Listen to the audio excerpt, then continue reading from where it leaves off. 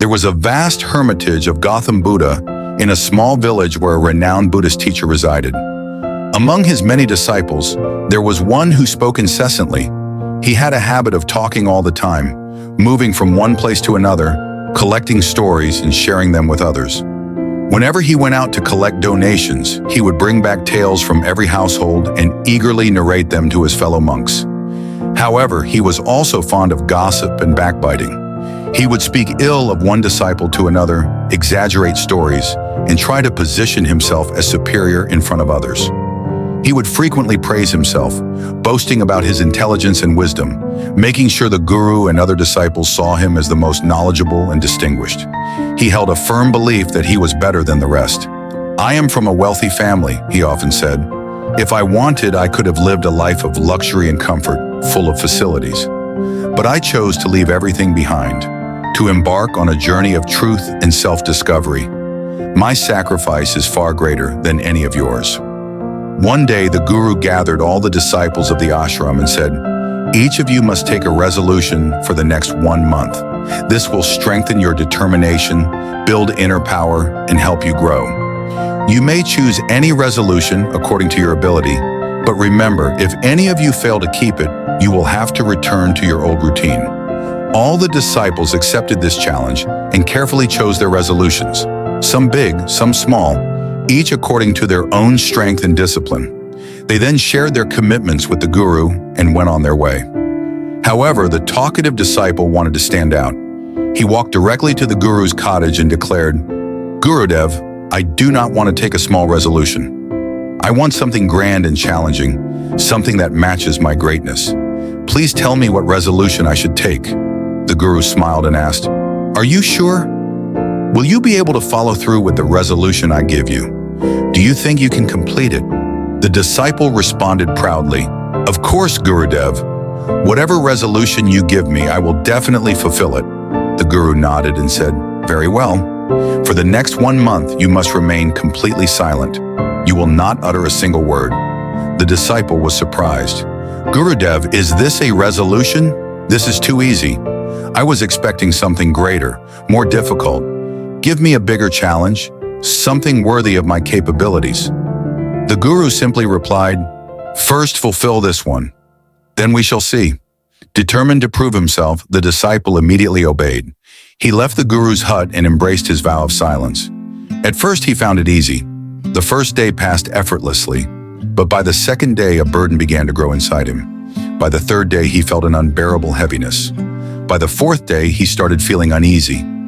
All the disciples in the ashram continued talking, laughing, and sharing stories, and he desperately wanted to participate. He wanted to express his opinions, to defend himself, but his resolution held him back. To cope, he began using his eyes and facial expressions to communicate. Days passed, but the struggle within him only grew stronger. Eventually, he fell ill. His head pounded, he lost his appetite, and he couldn't sleep. The only thing he wanted was to speak. Finally, he could take it no more. He went to the guru, wrote on a piece of paper, and placed it in front of him. "Gurudev, I want to speak. I cannot breathe without speaking. I feel like I am losing my mind. What should I do? Should I break my resolution?"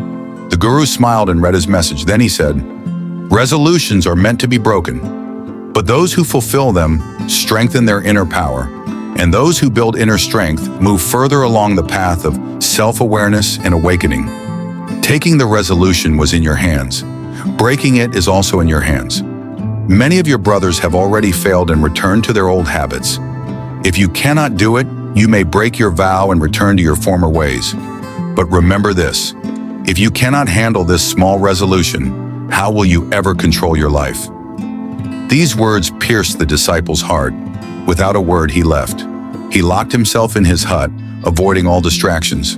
15 days passed, and while most disciples had already broken their vows, he remained silent.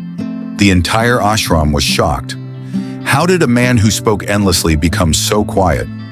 On the 15th day, he again went to his guru and wrote, "Gurudev, I am silent on the outside, but my mind is filled with endless voices.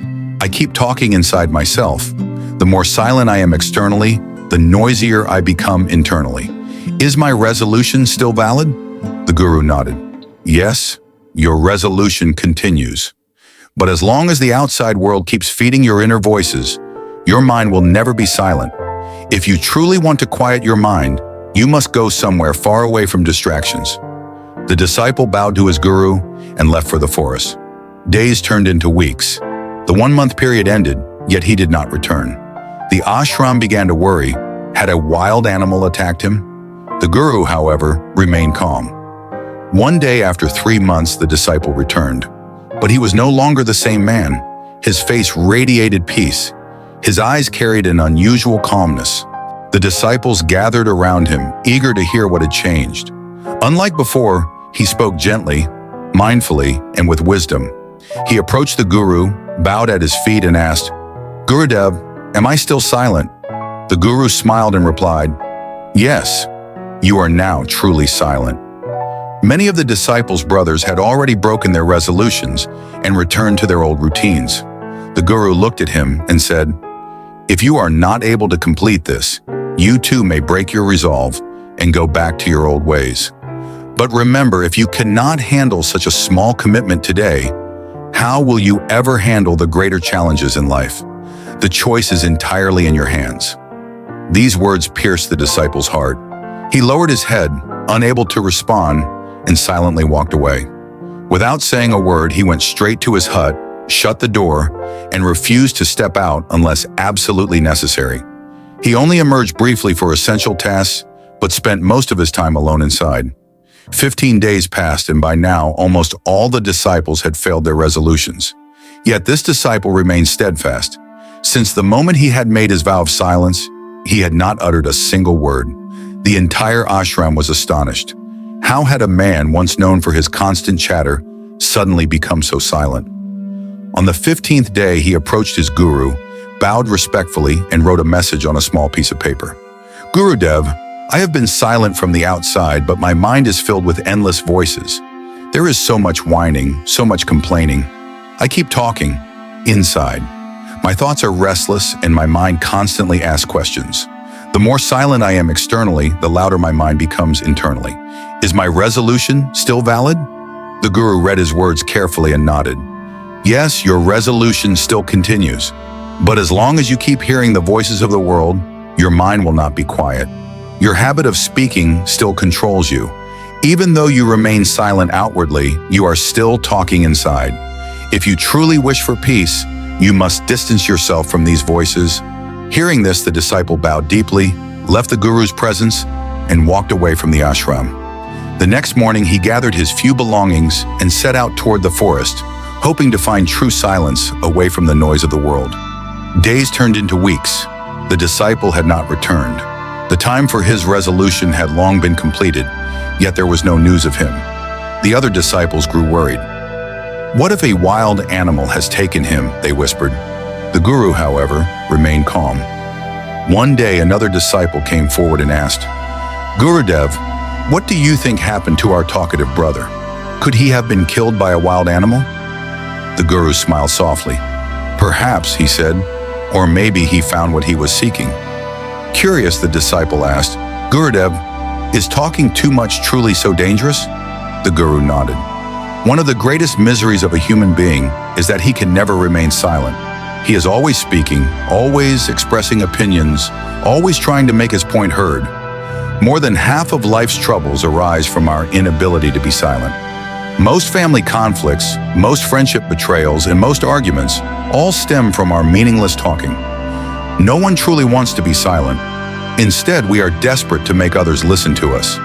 We believe that if we don't speak, we will lose importance. We want to fill others' minds with our thoughts. We want to prove that we are right, that they are wrong. And so we keep talking, keep arguing, keep trying to control conversations. But what do we gain from all this? Nothing. We waste time, we waste energy, we lose peace. Only a few rare individuals ever realize what they have lost in this madness. Just as most people never reflect on how they were born, they also never realize how they are wasting their lives. They are too busy talking, too busy arguing, too busy trying to be heard. The disciple listened carefully. He then asked, "Gurudev, if talking brings so much suffering, what is the solution?" The guru's voice was calm. The only solution is to learn to observe your own thoughts. Be fully aware of your mind. Watch your own inner chatter as if you are watching someone else speaking. Stay in the present moment. Perform your duties with mindfulness, and you will see miraculous changes in your life. The disciple nodded, contemplating these words. 3 months passed. By now, the entire ashram had given up hope of ever seeing their talkative brother again. They assumed he was gone forever. Then one morning he returned. But the man who came back was not the same man who had left. His face was calm, his eyes filled with peace. It was as if he carried a new light within him. The moment he entered the ashram, all the disciples gathered around him, excitedly asking about his journey. He spoke, but not like before. Every word he said was thoughtful. Every sentence was measured. There was no arrogance, no need to impress. His voice was calm, steady, and filled with wisdom. After some time, he went directly to the guru, bowed down and asked, "Gurudev, am I still silent?" The guru looked deep into his eyes. He remained silent for a few moments, then smiled. "Yes," the guru said, "now you are truly silent." The disciple smiled back. He now understood. True silence is not just about stopping speech. It is about calming the mind. When the mind becomes silent, even if we speak, our words will carry meaning, depth, and wisdom. The lesson was complete.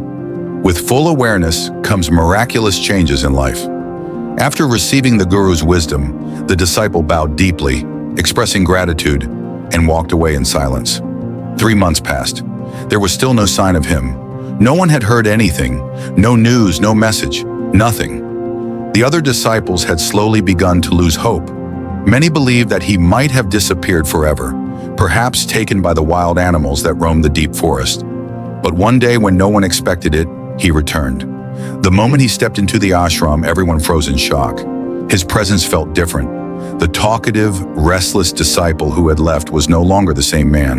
He had come back as something else entirely. A profound calmness radiated from his face. His eyes reflected peace, as if he had uncovered some hidden truth. The other disciples, overcome with joy and curiosity, surrounded him from all sides, eager to hear about his journey. He spoke, but his words were measured, each syllable flowing smoothly and gently, carrying a depth that was never there before. His words were not rushed. His tone was soothing. He no longer tried to impress. He no longer sought to outshine. After speaking with the disciples for a while, he turned and walked toward the guru's cottage. He stepped inside, bowed deeply, and touched the guru's feet. "Gurudev, am I still silent? Is my resolution still on?" The guru gazed into his disciple's eyes, studying him carefully. He remained silent for a long moment, as if looking into his very soul. Then a gentle smile formed on his lips. "Yes," the guru finally said, "you are still silent. Not a single word is coming from your mouth, yet your resolution continues." The disciple nodded. His eyes shimmered with understanding. "Gurudev, when I left the ashram, I had stopped speaking with my mouth, but my mind was filled with endless voices. Questions, doubts, and endless thoughts flooded my mind. I believed that going into solitude would silence them, but the deeper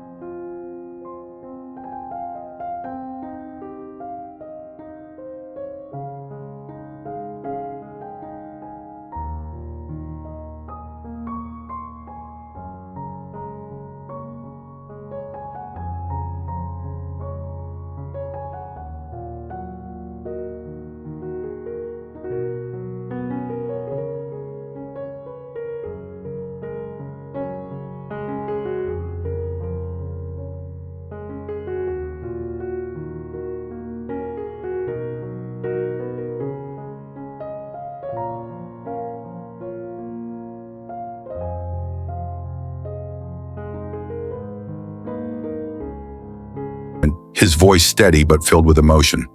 One day as I sat in that silence, I finally spoke. I shouted into the emptiness, "Oh God, what is this silence? Why is everything so still?" But nothing changed. The world remained silent. Even my own words could not disturb that peace. It was as if nothing could shake it. Not my voice, not my mind, not even my fears. The Guru listened intently, his face calm as a still lake. "Gurudev, I have spoken today. I have talked to my Guru brothers. I have talked to you. I have walked, laughed, and observed everything around me. But inside, I am completely alone. I am in silence. Even in a crowd, I feel solitude. Even when I try to stir noise within myself, I remain untouched by it. And now, for the first time, I see everything clearly." The Guru placed a hand on his disciple's shoulder. "As long as we speak endlessly, there will be unrest inside.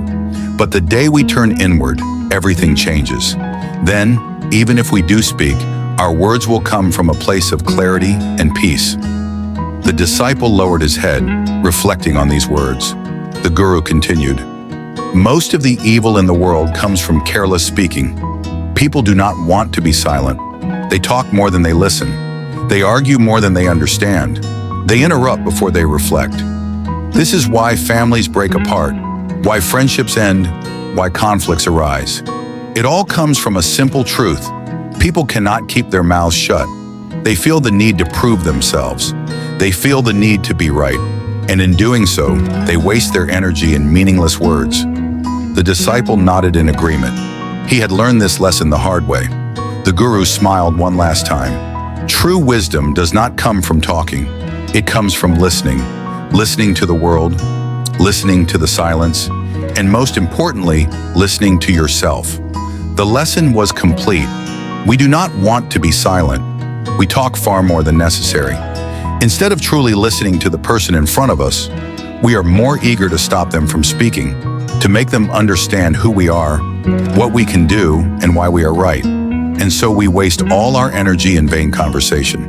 In a society where people talk but rarely listen, life is filled with sorrow.